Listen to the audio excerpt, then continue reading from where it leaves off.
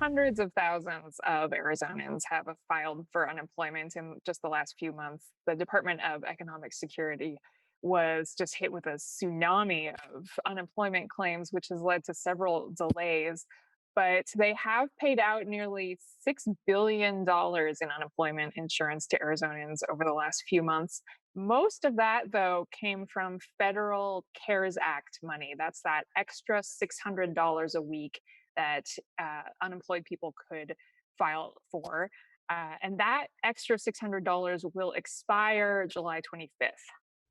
So what becomes of the people who are receiving that extra 600? Because without it, they might be receiving up to 240 here in the state of Arizona.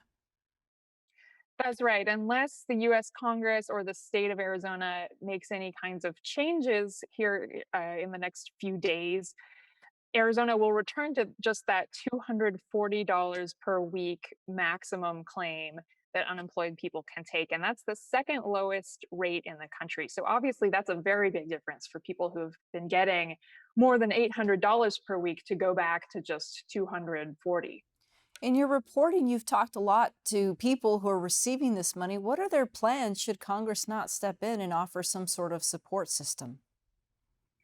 That's a really difficult choice. I think people are really concerned about that. Obviously, that July deadline was optimistic. It was meant to be a temporary fix, and we all hoped that we'd be beyond the pandemic at this point. And people I've spoken to are, I think, very cognizant that until the virus is more under control, their livelihoods are going to be pretty up in the air. And one other concern in Arizona is now some businesses are opening just partially. So people are going back to work, but at much reduced hours. People might not be able to apply to qualify for unemployment if they go back, even if they're working much reduced hours to what they worked before.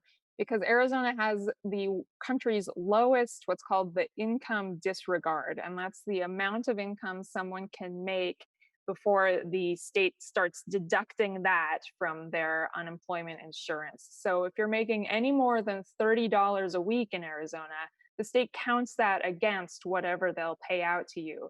So it's a very low bar here in Arizona compared with other states. Are they saving it? Are they spending it? Give us a sense of what's become of this money. Well, I think people are very relieved to have the money they've been able to receive if they've gotten it.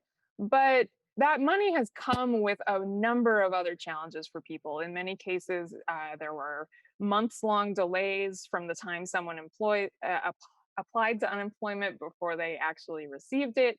And people know that it's just temporary. It could be just another week or so that they're able to receive that.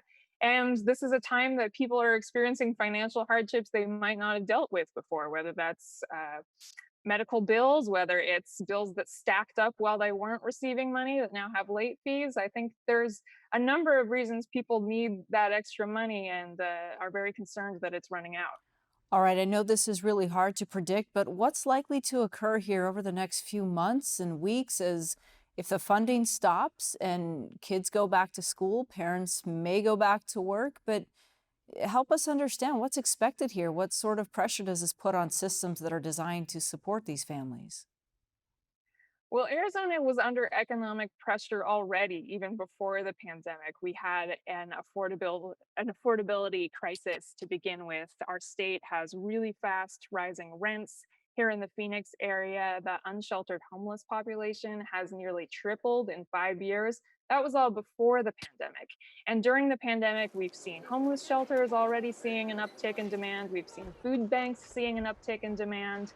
The unemployment insurance piece is a big piece of that. We want people to be able to pay their bills, and housing advocates say that it is much cheaper and easier to keep people in their homes than it is to solve a large scale homelessness problem. So I think when you look at the fact that Arizona's unemployment insurance may soon go back to just that $240, that very low rate compared with the rest of the country, some analysts say that could make Arizona's economic recovery slower and disadvantaged compared to other states. Okay, Catherine Davis Young joining us from KJZZ in Phoenix. Thank you. Thank you.